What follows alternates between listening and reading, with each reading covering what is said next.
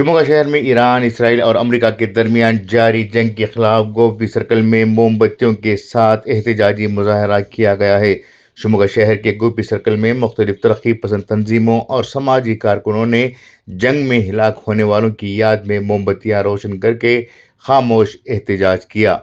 मुजाहिरीन ने जंग के खात्मे और आलमी सतह पर अमन की क़याम का मुतालबा किया। मुखर्रिरीन ने कहा कि जंग किसी भी मसले का हल नहीं होती है और इससे आम इंसानों की जान और माल को शदीद नुकसान पहुंचता है।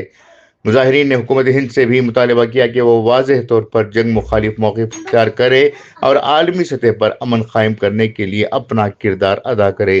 इसके साथ ही अमेरिका और इसराइल के इत्तेहाद पर जोर दिया गया कि वो फौरी तौर पर जंगबंदी करें और मुज़ाकरात के जरिए मसाइल का हल निकालें।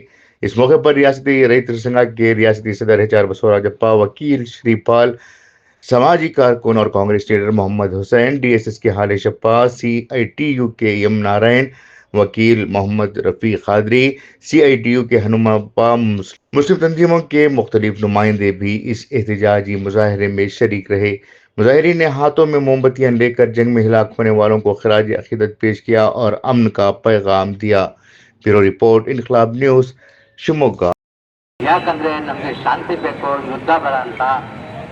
ಈಗ ಎಷ್ಟು ದುಃಖ ಇದೆ. ನಾವು ಶ್ರೀ ಅಂತಲ್ಲ, ಸುನ್ನಿ ಅಂತಲ್ಲ, ಹ್ಯೂಮನ್ ಬೀಯಿಂಗ್ಸ್ ಪ್ರಕಾರ ಯಾರ ಜೀವ ಇರಲಿ, ಜೀವ ಮುಖ್ಯ. ಈಗ ಆಸ್ಪತ್ರೆ ಮೇಲೆ ಮತ್ತೆ ಸ್ಕೂಲ್ ಮೇಲೆ ಎಲ್ಲ ಇದು ಬಾಂಬ್ ಹಾಕಿದ್ದಾರೆ. ಎಷ್ಟು ಎಷ್ಟು ಜನರ ಜೀವ ಅವ್ರು ಕಳೆದಿದ್ದಾರೆ.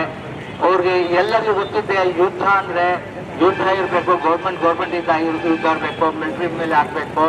ಮತ್ತು ಸ್ಕೂಲ್ ಮೇಲೆ ಬಾಂಬ್ ಹಾಕೋದು ಮತ್ತು ಜನರ ಮೇಲೆ ಬಾಂಬ್ ಹಾಕೋದು ಇದು ಸರಿ ಇಲ್ಲ.